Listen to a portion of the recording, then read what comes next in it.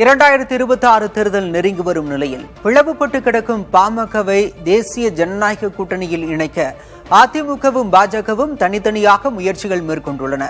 இதற்கு பாமகவின் இரு அணிகளும் சம்மதம் தெரிவிக்குமா? அவர்களின் எதிர்பார்ப்புகள் என்னவென்பதை இந்த தொகுப்பில் பார்க்கலாம்.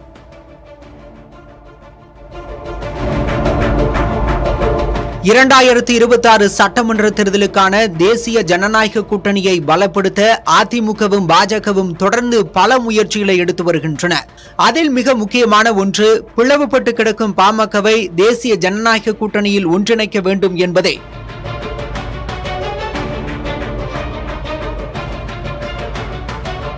(2024) மக்களவைத் தேர்தலின் போது கூட்டணி அமைப்பதில் ஏற்பட்ட கருத்து வேறுபாட்டால் பாமக நிறுவனர் ராமதாசுக்கும் அக்கட்சியின் தலைவர் அன்புமணிக்கும் இடையே மோதல் போக்கு உருவானது.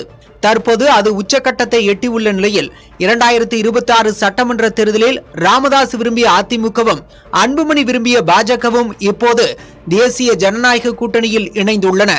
இதனால் ராமதாஸ் தலைமையிலான பாமகவையும் அன்புமணியின் பின்னால் திரண்டுள்ள பாமகவின் இன்னொரு அணியையும் தேசிய ஜனநாயக கூட்டணியில் கொண்டுவர பேச்சுவார்த்தைகள் நடைபெற்று வருவதாக சொல்லப்படுகிறது.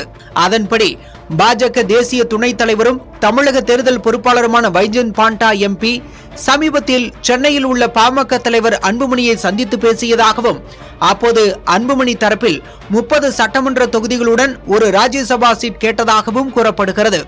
இன்னொரு பக்கம் பாமக நிறுவனர் ராமதாஸை அதிமுக முன்னாள் அமைச்சர் சி.வி. சண்முகம், மாவட்ட செயலர் இளங்கோவன் உள்ளிட்ட நிர்வாகிகள் சந்தித்து பேச்சுவார்த்தை நடத்தியதாக சொல்லப்படுகிறது. முன்னதாக மருத்துவமனையில் அனுமதிக்கப்பட்டிருந்த ராமதாஸை அதிமுக பொதுச் செயலர் எடப்பாடி கே. பழனிசாமி நேரில் சென்று நலம் விசாரித்தார். அப்போது இருவரும் அரை மணி நேரம் தனியாக ஆலோசனை நடத்தியதாக சொல்லப்பட்டது.